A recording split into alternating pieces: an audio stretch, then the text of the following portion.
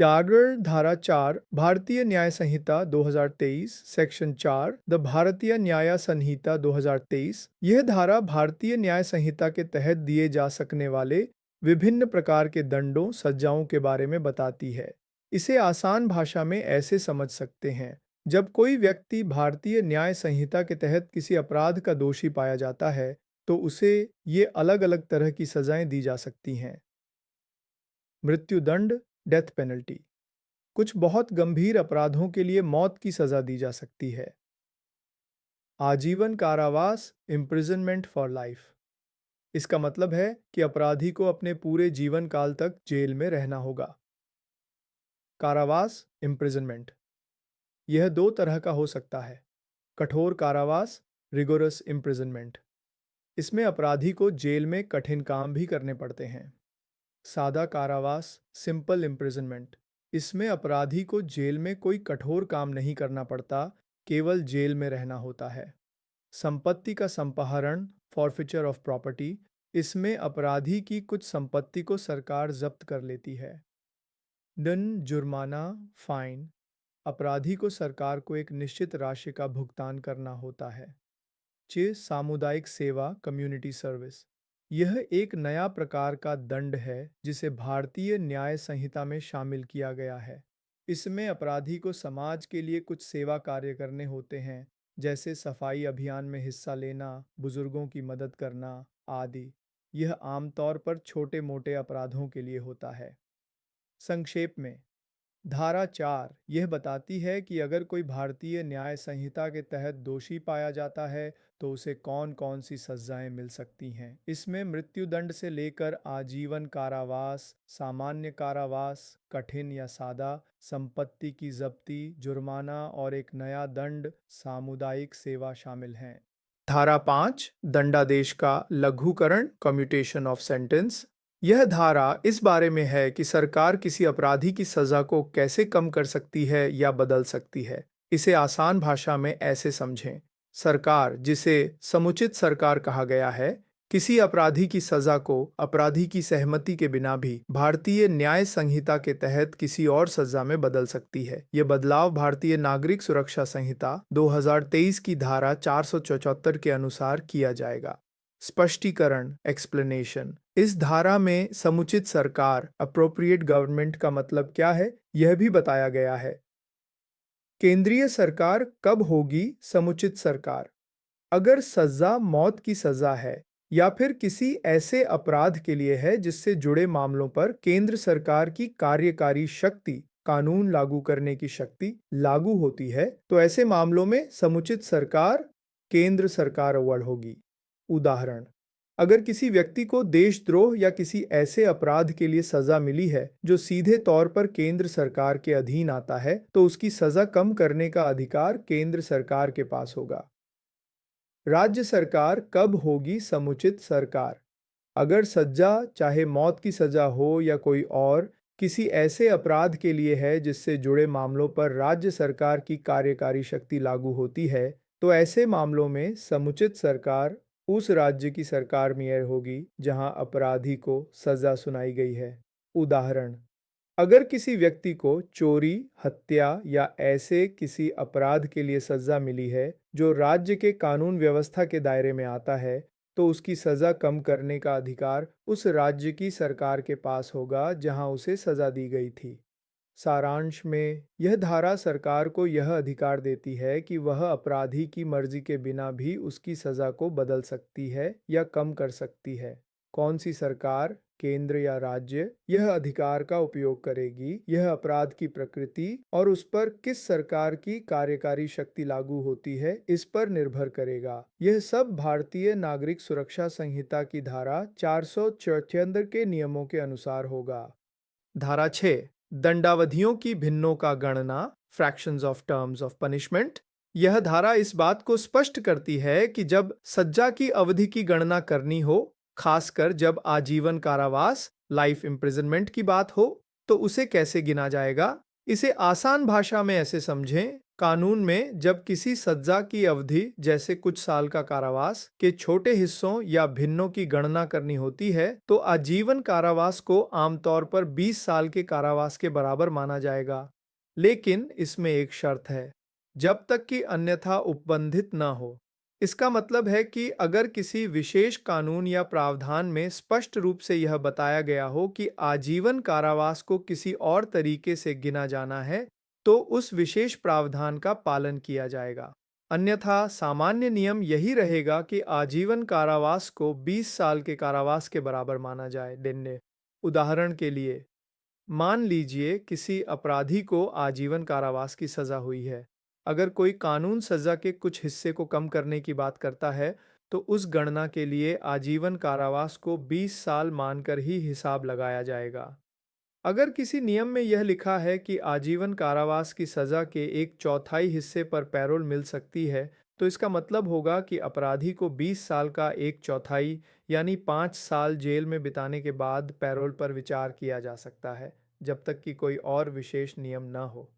संक्षेप में, धारा 6 यह सुनिश्चित करती है कि आजीवन कारावास की सजा के लिए एक मानक अवधि तय की जाए, जिससे कि सजा से जुड़े अन्य कानूनी गणनाओं जैसे सजा में छूट, पैरोल आदि को आसानी से किया जा सके। ये एक तरह का मानक है जब तक कि किसी खास मामले में कोई अलग नियम न बताया गया हो। धारा 7 भारतीय न्याय संहिता 2023 सेक्शन 7 द भारतीय न्याय संहिता 2023। यह धारा सज्जा के प्रकार से संबंधित है, खासकर जब बात कारावास जेल की हो। इसे आसान भाषा में ऐसे समझें, जब किसी व्यक्ति को कारावास की सजा दी जाती है तो वह सजा दो तरह की हो सकती है। एक, कठोर कारावास रिगोरस इम्प्रिजनमेंट। इसका मतलब है कि अपराधी को जेल में रहते हुए कठोर श्रम या कठिन कार्य करने होंगे, जैसे पत्थर तोड़ना, खेत में काम करना या कोई शारीरिक मेहनत वाला काम करना। यह साधारण कारावास से ज्यादा सख्त होता है। 2, सादा कारावास सिंपल इम्प्रिजनमेंट। इसमें अपराधी को जेल में रखा तो जाता है, लेकिन उसे कठोर श्रम या कोई जबरदस्ती का काम करने की जरूरत नहीं होती। उसे केवल अपनी सजा जेल के अंदर बितानी होती है। धारा 7 क्या कहती है? धारा 7 यह बताती है कि अगर किसी अपराध के लिए कारावास की सजा दी जाती है तो न्यायालय यह तय कर सकता है कि वह सजा पूरी तरह से कठोर कारावास होगी, यानी पूरी सजा में कठोर श्रम करना होगा। पूरी तरह से सादा कारावास होगी, यानी पूरी सजा में कोई कठोर श्रम नहीं करना होगा। कुछ हिस्सा कठोर और कुछ हिस्सा सादा कारावास होगा, यानी सजा के कुछ समय कठोर श्रम करना होगा और बाकी समय सादा कारावास होगा। उदाहरण, अगर किसी को 5 साल की सजा मिलती है तो जज आदेश दे सकता है कि उसे पूरे 5 साल कठोर कारावास में रहना होगा, या जज आदेश दे सकता है कि उसे पूरे 5 साल सादा कारावास में रहना होगा, या जज यह भी कह सकता है कि उसे पहले 2 साल कठोर कारावास में रहना होगा और बाकी के 3 साल सादा कारावास में। संक्षेप में, धारा 7 न्यायालय को यह अधिकार देती है कि वह अपराधी को दी गई कारावास की सजा की प्रकृति कठोर या सादी तय कर सके, या इन दोनों का मिश्रण भी कर सके। लेकिन धारा 8 जुर्माने की रकम, जुर्माना न चुकाने पर दायित्व आदि, amount of fine, liability in default of payment of fine etcetera. यह धारा मुख्य रूप से यह बताती है कि जब अदालत किसी को जुर्माना लगाती है तो उस जुर्माने से जुड़े क्या नियम होंगे। यान जुर्माने की अधिकतम राशि। अगर किसी अपराध के लिए कानून में जुर्माने की कोई खास रकम तय नहीं की गई है तो अदालत जितना चाहे उतना जुर्माना लगा सकती है, लेकिन शर्त यह है कि जुर्माना बहुत ज्यादा, अत्यधिक नहीं होना चाहिए। यह अदालत को तय करना होगा कि मामले की गंभीरता के हिसाब से जुर्माना सही हो। जुर्माना न भरने पर क्या होगा? Imprisonment in default of payment of fine. अगर कोई अपराधी जुर्माना नहीं भरता है तो अदालत उसे जुर्माना भरने तक जेल की सजा दे सकती है। यह सजा उस सजा के अलावा होगी जो उसे पहले से ही दी गई हो।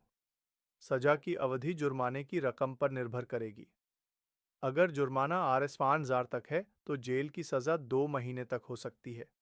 अगर जुर्माना Rs 10,000 तक है तो जेल की सजा 4 महीने तक हो सकती है। अन्य मामलों में, जहां जुर्माना आर 10,000 से अधिक है, जेल की सजा 1 साल तक हो सकती है। खास बात, अगर किसी अपराध के लिए सजा और जुर्माना दोनों हो सकते हैं, तो जुर्माना न भरने पर जो अतिरिक्त जेल की सजा मिलेगी, वह उस अपराध के लिए तय की गई अधिकतम सजा की 1/4 1/4 से ज्यादा नहीं होगी। 3. आनुपातिक भुगतान पर सजा में कमी, प्रोपोर्शनल पेमेंट।